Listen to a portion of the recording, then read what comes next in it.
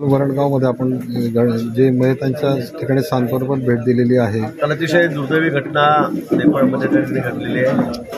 जवळपास 25 जणांची 27 जण, 2 UPची गाडी होती, त्या कंडक्टर आणि ड्रायव्हर 2 जण होते आणि 25 यात्रेकरू जे होते ते आमच्या या भुसावळ तालुक्यातले जळगाव जिल्ह्यातले, विशेष करून वरणगाव आणि तळवेल भुसावळ या 3 गावामधले 25 जण त्यात मृत्युमुखी पडलेले आहेत. आता सर्व जे काय सोपस्कर पूर्ण करून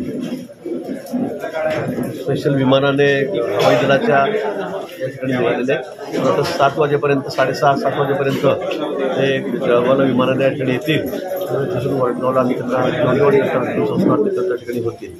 शासनाच्या वतीने अगदी जे काय असेल ते सगळ्यांनी वॉर लेवलवर प्रयत्न झाले. केंद्र सरकार असेल, राज्य सरकार असेल, सर्वांनी, तिथे स्थानिक नागरिकांनी सुद्धा, अधिकाऱ्यांनी सुद्धा खूप मोठी मदत त्या सर्व कार्यामध्ये त्या ठिकाणी केलेली आहे. 16 जण अजून त्या ठिकाणी जखमी आहेत. एक सिरियस आहेत, एक मुलगी आहे ती मिसिंग आहे, ती अजून सापडलेली नाही आहे. आणि असे 16 जण आता त्या ठिकाणी आहेत. त्यांची काळजी घेण्यासाठी आमचे कार्यकर्ते त्या ठिकाणी गेलेले आहेत. अमोल जावळे आहेत, परीक्षित आहे, रक्षाताई आमच्या मंत्री आहेत, त्या सुद्धा केंद्रीय मंत्री त्या ठिकाणी सकाळपासूनच गेलेल्या होत्या.